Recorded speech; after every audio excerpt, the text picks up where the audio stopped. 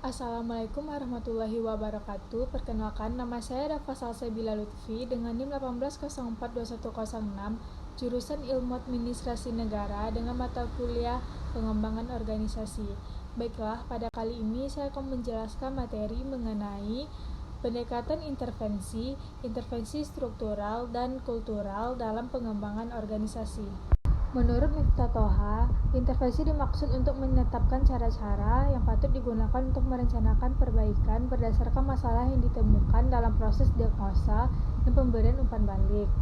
Arif 2011, intervensi pengembangan organisasi adalah serangkaian kegiatan struktur yang di dalamnya terdapat unit-unit organisasi terpilih, kelompok atau sasaran individu, melakukan tugas yang secara langsung atau tidak langsung sasaran tugas dihubungkan dengan perbaikan organisasi.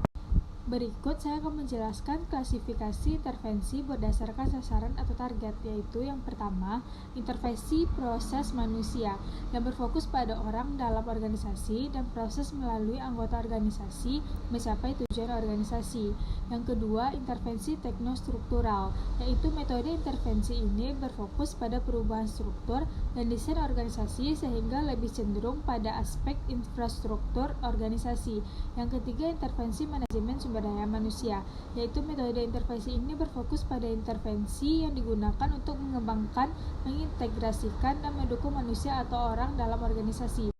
Yang keempat, intervensi strategi. Pendekatan yang dilakukan melalui perubahan strategi bisnis dalam menghadapi perubahan lingkungan dan persaingan bisnis. Selanjutnya, saya akan membahas mengenai intervensi struktural. Intervensi struktural adalah jenis intervensi yang fokus pada perubahan struktur dan desain organisasi.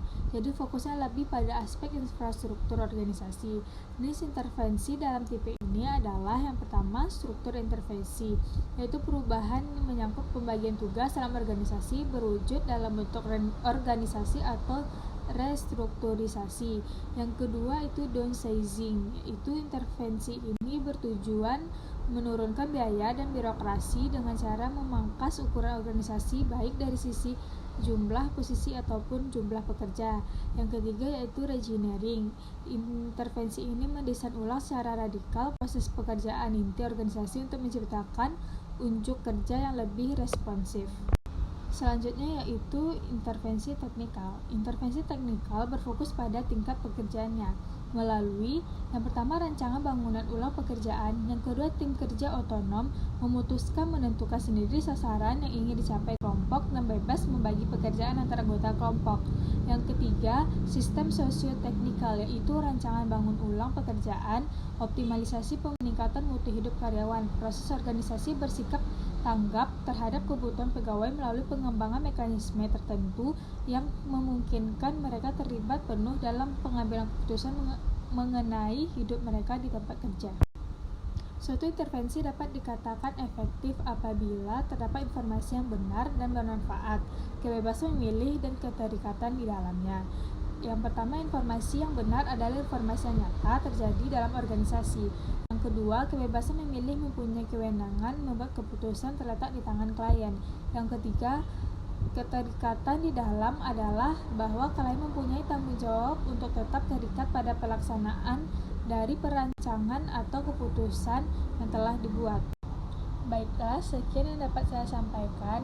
Mohon maaf jika ada kesalahan. Saya akhiri, wabillahi taufiq wal hidayah. Assalamualaikum warahmatullahi wabarakatuh.